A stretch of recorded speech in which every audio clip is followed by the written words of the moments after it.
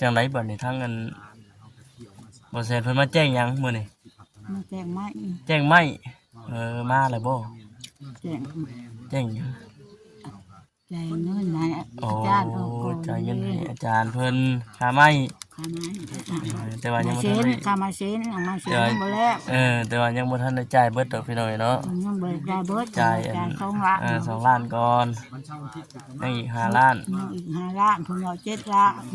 พุ่นและไม่มาครบไม่มาครบพุ่นแล้วแต่ลูกพุ่นแล้วดีใจอยู่บ่ดีใจได้เฮือนใหม่แล้ว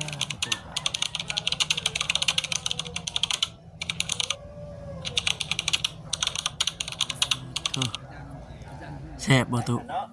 แซ่บบ่แซ่บลูกให้กินให้กินให้เบิ่งกินให้เบิ่งบัดกินให้เบิ่งมันเท่ากินพี่น้องเนาะ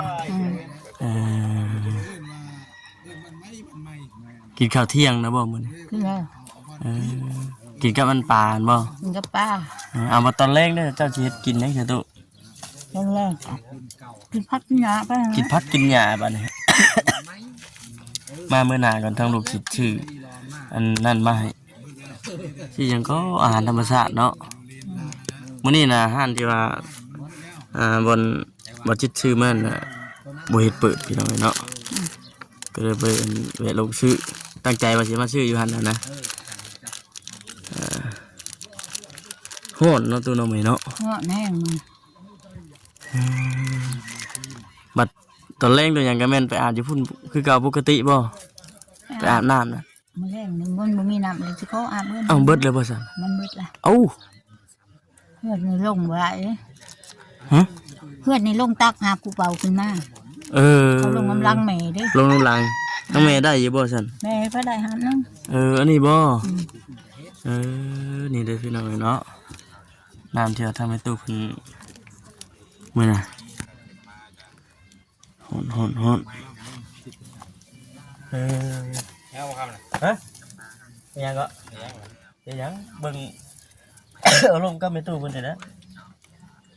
อันนี้เจ้าสิเอามาไว้มาเข้าบ่นี่มาเข้าไว้ใส่อะไรเนาะมาเข้างามสวยละมัวกลางคืนบ่ได้ฮ้อนแล้วว่ากลางคืนใครดอกพี่น้องเรามงไว้แหละตอนนั้นตะกี้กึกปึ้งอยู่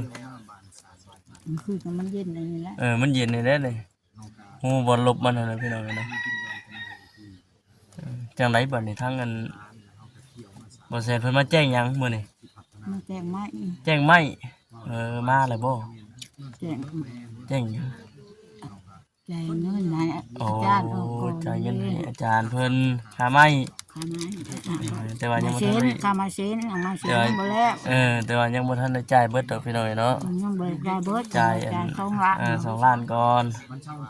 ยังอีก5 ล้านอีก5 ล้านพุ่นเอา7 ล้านพุ่นและไม่มาครบแล้วแต่ลูกพุ่นแล้วดีใจอยู่บ่ดีใจได้เฮือนใหม่แล้วประตูบัดสาธุได้เฮือนใหม่ได้ให้เที่ยวมาเยี่ยมอยู่บ่บ่ให้ปะแล้วบ่ลูกบ่ให้ปะบ่มีหยังก็มาเยี่ยมมาคอยมาคอยแม่ก็ดีใจมาดินมายามสิก็ได้บ่ยามก็ได้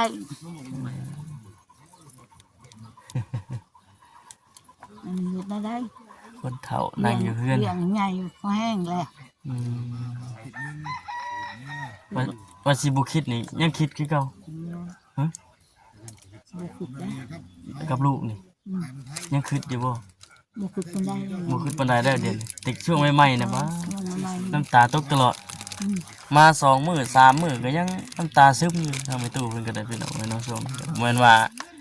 เว้าเรื่องราวเรื่องเก่าเนาะมาช่วงก่อนน่ะป้าเถอะไปตู้ขั้นสมพักบ่กินสมพักบ่พักมาเฮิงมันเห็นบ่พักบัวเห็นว่าสิเอาลงมาป้าเป็นไอพี่น้องไอ้น้องฟังบ่เห็นว่าสิเอาลงมาป้าไว้อยู่ลุมบัดย่านมันเหี่ยบ่ไปแล้วเลยนั่นตัวเนาะ เขาว่าเพียงไว้ยังเอาขึ้นเฮือนมันขึ้นเฮือนแล้วกูบ่เคยไล่ เอาบ่เคยได้อยู่จังเนาะ บ่เคยไล่ ได้แล้วก็รักษาว่าซั่นติ ได้ทางเจ้าไว้แล้วแล้วนั่นนี่แล้วเราก้มลงได้ไหมว่าเราอ้ำพัง บ่ตรงเลย เราต้องลง ดีใจพี่น้องอยู่เนาะที่ว่า มีทางผู้ใหญ่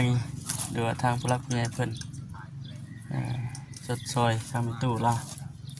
ครับ คืออยู่ในปัจจุบันนี้อยู่ในตอนนี้ก็ยังอยู่ในช่วงรอพี่น้องเนาะรอใหม่มาครบก่อนเวลาใหม่มาครบแล้วก็ติดตามมึงอีกพี่น้องเอ้ยว่าสิเป็นจังไดอืม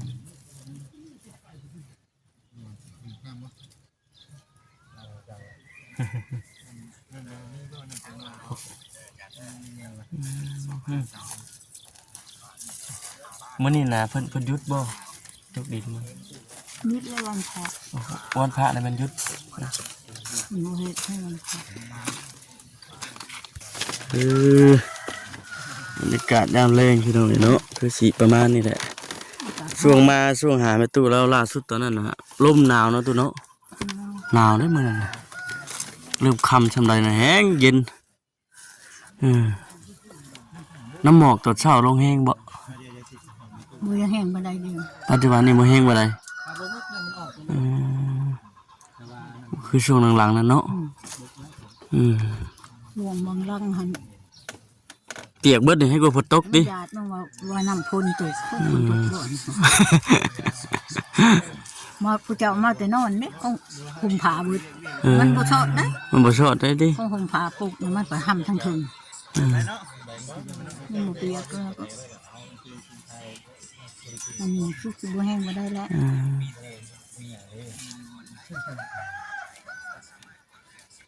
เข้าหนึ่งนะประตูมื้อ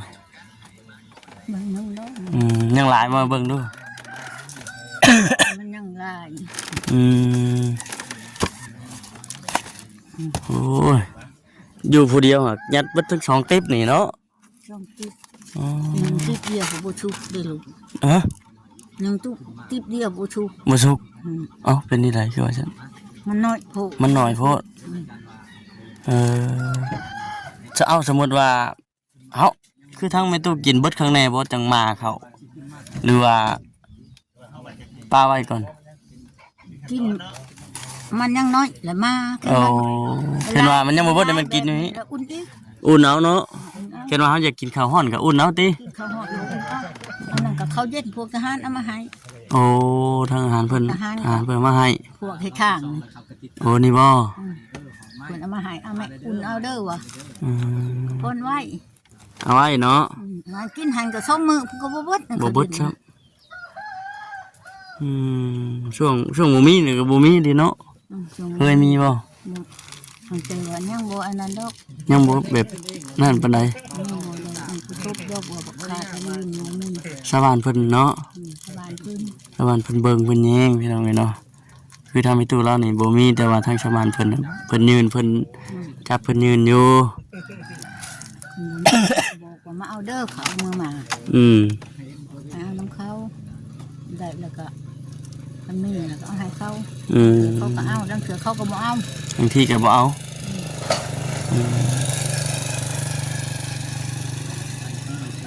แต่ว่าอันสิไปถามมื้อนี้บ่อันเข้าอันตัวที่ว่าเจ้าเฮ็ดเวียกน่ะ จิไปช้ามือแรกนะ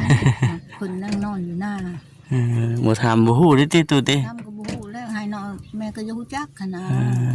ให้ตัวได้10 มื้อแม่ไปเกี่ยวก็แล้ว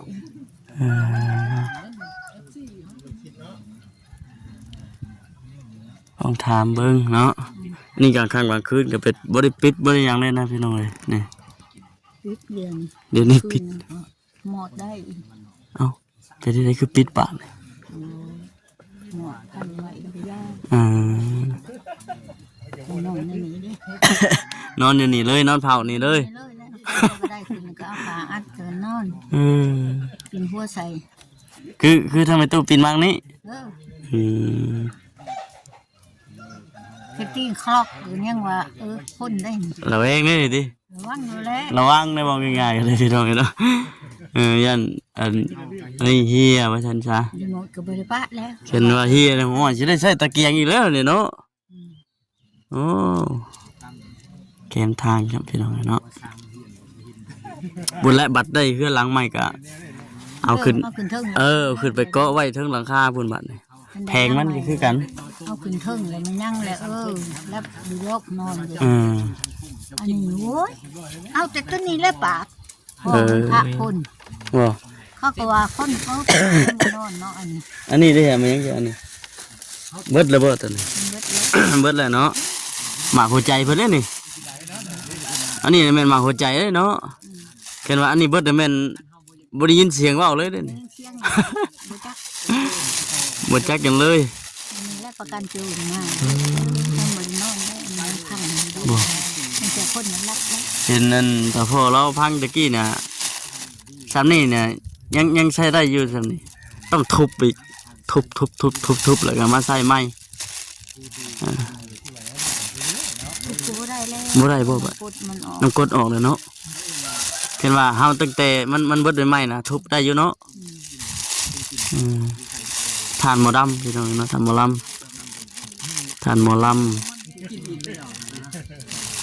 เปิดแล้วก็พังว่าอ้วกหมดอยู่นั่นแหละคิดว่าไผมากก็เอ้าเรายังบ่นอนบ่ว่าซั่นเลยติ เพราะว่าเราบ่ได้นอนได้ จะนอนแต่หัวแรงแล้ว นอนแต่พอได้นะทำแล้วค่อยนอนด้วย ใช่เลยเกาะใส่เลย คันหมูผลินน้ำปลาได้เขาก็มา ไปดินเรื่อยอยู่บ่ทันเดียด ไอ้นั่นมีหน้ากินไข่ ใกล้ๆนี่บ่ กินไก่ ก็เอาไปใช้ตู้นี่หาบนเกาะบ่เห็นครับ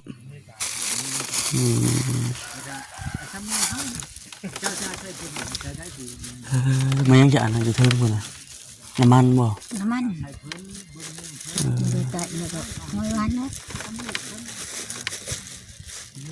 ปลาไว้เนาะ ขึ้นไผ่บุมีมันขาดมันเพ่ อันนี้น่ะให้เบิดนี่มันบ่เบิดได้ตู้เอ้ยยามนี่เพราะมันมีแผ่นมันตากแดดอยู่เดิแผ่นตากแดดอยู่นอกจากที่ว่ามันมีปัญหาเท่านั้น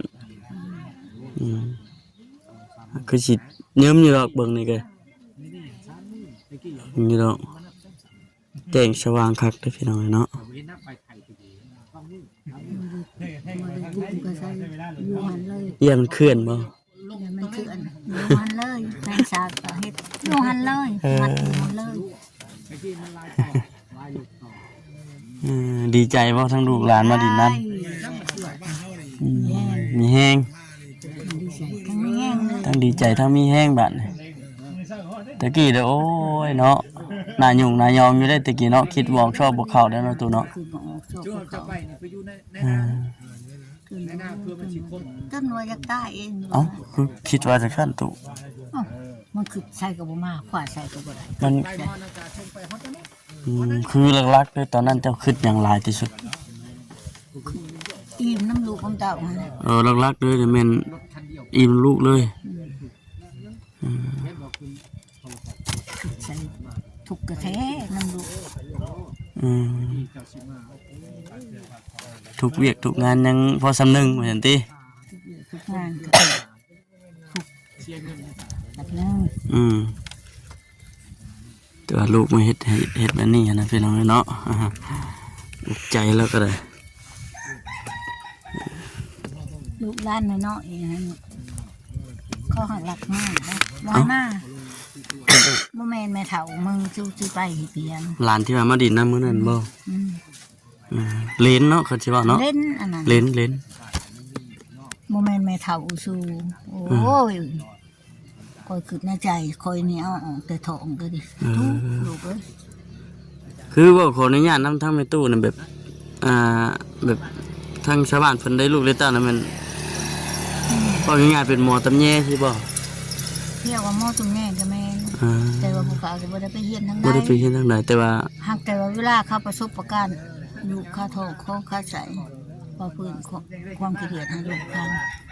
บางคนก็ลูกค้าหิ้งกับผู้ค้าไปเอา อ๋อเพิ่นมานำเนาะ คนนั้น พิ่นมานำแล้วเฮาจังไปเนาะ หาไปถือทองผู้บางคนเขาขอจนจะสู้ไปหอดห้องหมอ อืม ผู้บางคนไปบ่ทันหอดห้องหมอมันเกิดแล้วมันออกแล้วมันโบนินานนะมันออกแล้วมันบ่ออกเบิดนะ อืม ที่เพิ่นว่าปั่นไปห้องหมอโอ้ปั่นไปบ่ได้ข่อยว่า อืม ลุ่มเขาหัวเขาแล้วเด็กน้อยตื่นแล้วให้ออกบ่ได้ข่อยว่า อืม แล้วบ้านนี่นะขอยก็ถามมันบ่รู้สิเอาลูกข่อยก็เว้าแนวนี้หั่นนะจกออกก็ยังเบิด เด้อนี่คือว่าเรื่องคลอดคนบ่ฮาน คนหมู่ฮาน คนบ่ฮาน ปีนี่3คน ปีนี้บ่ เกิดอยู่กับมือแม่ อืม บางคนก็จนใหญ่กะหน้าบ้านเดินไปทำงาน เออ